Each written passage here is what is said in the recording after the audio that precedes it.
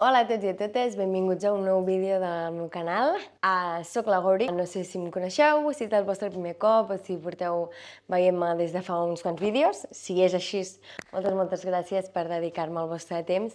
I si no és així, encantada de conèixer-te. Has arribat en un vídeo una mica intens. Si us sembla bé, abans d'entrar al tema, anem a fer una mica així de xarleta, perquè mai ho faig i no sé, potser algun dia estaria bé fer-ho. Com ja sabeu i us vaig explicar al vídeo anterior, el dia 30 acabava el meu contracte a l'escola. Això va ser ahir. Avui és el meu primer dia de la formació en llengua de signes. He vist que d'aquí 7 dies jo haig d'enviar un vídeo presentant-me en llengua de signes i és una de les primeres tasques amb nota del curset. Cosa que em posa molt nerviosa perquè a dia d'avui sé 0 signes. És un curs tan dens i amb tanta informació que m'ha explotat el cervell.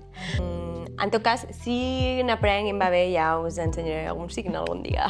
Per altra banda, tema vídeo de Sant Joan. Els que em seguiu a Insta, no sé si vau veure que aquell vídeo, de sobte, va tenir moltes views.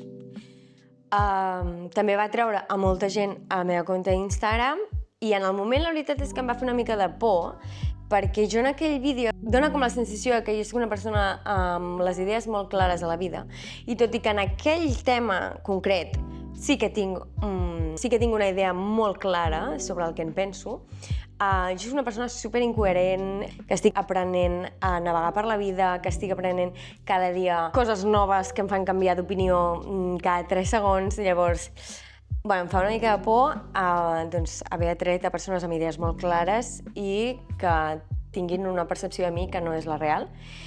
Però vaja, si aquest fos el cas, doncs mira, jo què sé, un no li pot agradar a tothom, no? Perquè estic aprenent de la vida, perquè la vida és un aprenentatge constant i un dia pots pensar gris i l'altre dia pots pensar lila. Per tant, cuita tu, jo què sé. En el tema que sí, també tinc una opinió molt clara, com lligo conceptes. És en el tema d'avui, avui parlarem del cos, perquè tinc coses a dir. I com fa una de les meves creadores de contingut de confiança, que m'encanta, que té un podcast que es diu Atico Primera, ella molts cops es fa com una mica de guia, que és el que m'he fet jo aquí, per no perdre's. Llavors tinc aquí com títols per no acabar aquest vídeo amb la sensació que m'he deixat coses per dir o no estar editant el vídeo i pensar Anna, com ets capaç de divagar tant? Comencem per aquí. Portem tota la vida rebent un missatge concret en pel·lis, en moda, en una varietat de coses que veiem cada dia que no són normals, de com hauria de ser el nostre cos. I com heu vist al llarg de la vostra vida, aquestes modes sobre com hauria de ser el nostre cos han anat canviant.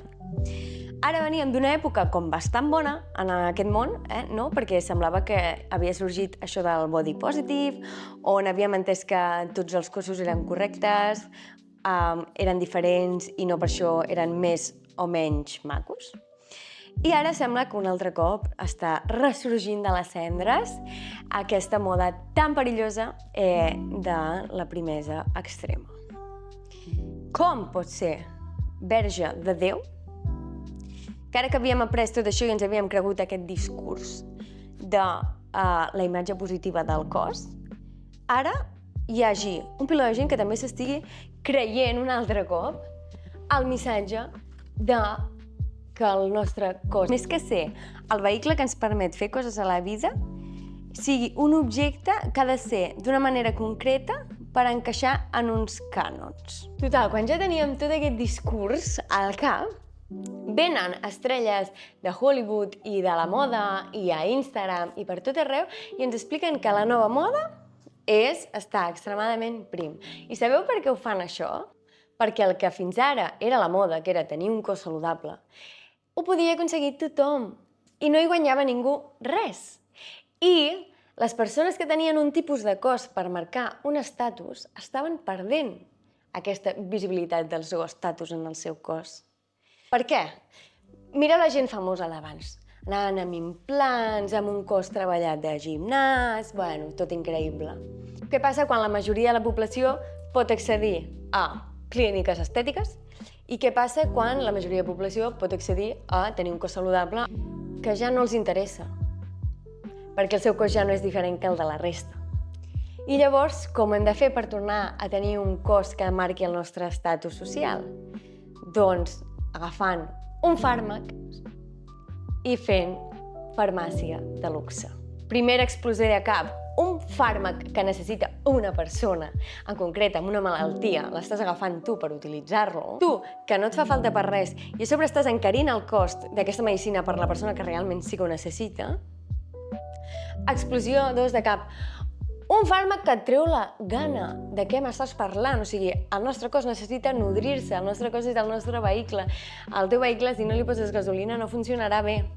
I 3, al final la raó per la que es fa això no és únicament per marcar estatus, és perquè què guanyen més?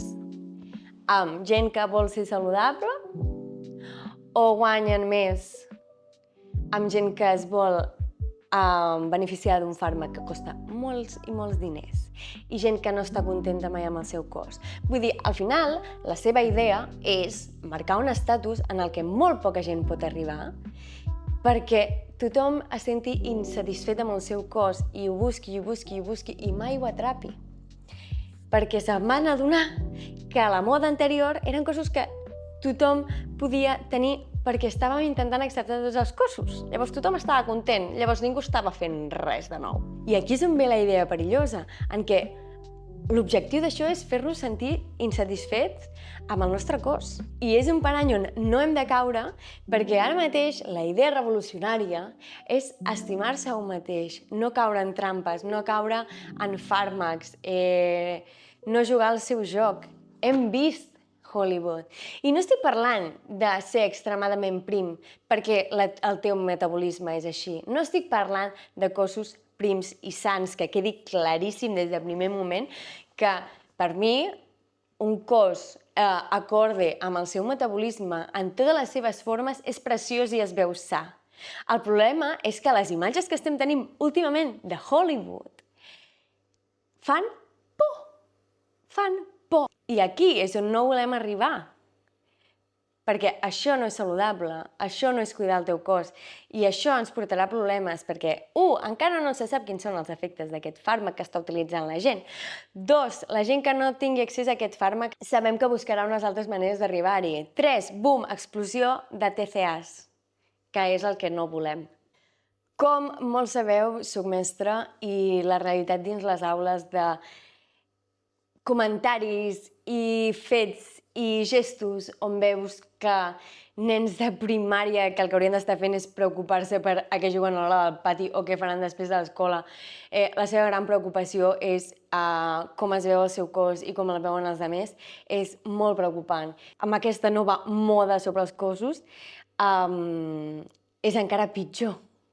I a mi això em fa molta, molta, molta por. I a tots ens pot tocar una persona que estimem i sabem que és un tema molt complicat i del que costa molt recuperar-se.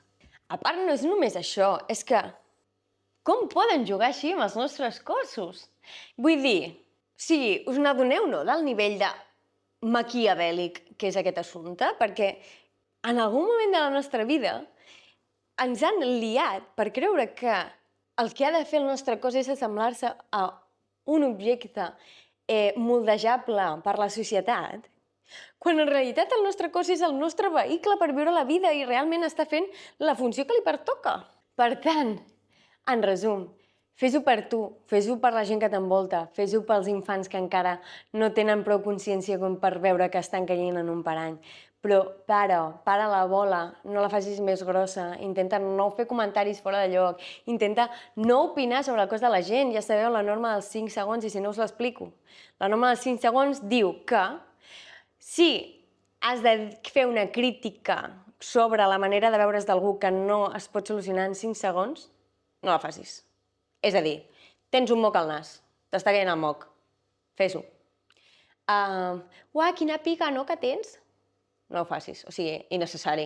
Completament innecessari a tu, que més et dona on tingui una pica aquesta persona. I tu ho faràs en un segon, o sense malícia, no passa res, a vegades ens escapen coses, ho faràs amb o sense malícia i en 3 segons t'hauràs oblidat i hauràs continuat amb la teva vida i potser en aquesta persona que li has dit 50 anys més tard encara se'n recorda d'aquell comentari que li vas fer. Per tant, millor no comentar coses de la gent que no poden canviar en 5 segons, d'acord? I això, que hem de tenir molt clar, que el nostre cos és un vehicle que està perfectament dissenyat. És que penseu totes les coses que estan passant ara mateix en el nostre cos.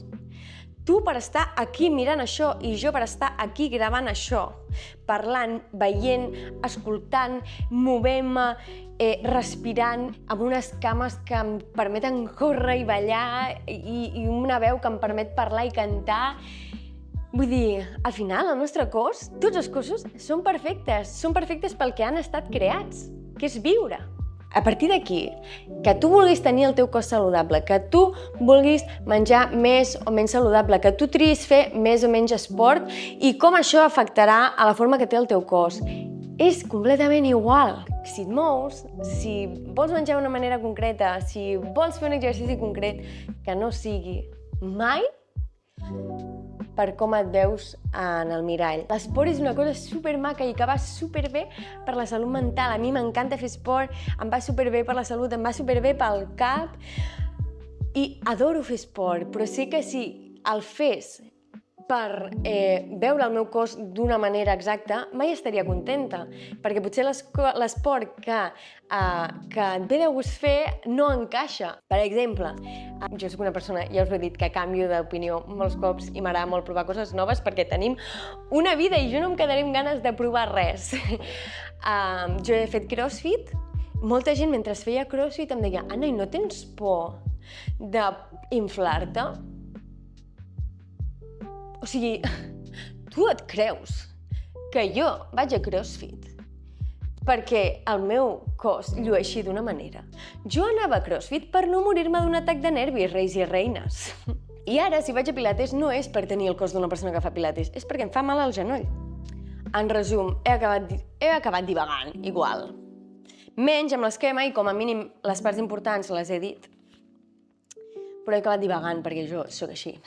A vegades m'heu preguntat per què els vídeos de Més Journal no canvio de lloc o de perspectiva, que sí que és veritat que en un ho vaig provar, però és perquè els vídeos de Journal són vídeos de reflexió que vull que pugueu posar-vos de fons mentre feu la rentadora o mentre, no sé, us relaxeu al sofà, que no calgui veure la imatge, que la imatge sigui un plus, però la importància aquí al final està en el que t'estic explicant i el que estic dient, i perquè ens hem d'acostumar al contingut llarg i sense dopamina cada 3 segons, sense coses noves, explosions i gatets. Aquesta és la manera en la que vull que aquest contingut de Journal sigui. Així que em sap molt de greu els que us avorreix. I potser és que realment no us agrada el meu contingut de Journal i això no vol dir que no us pugui agradar el meu contingut del blog.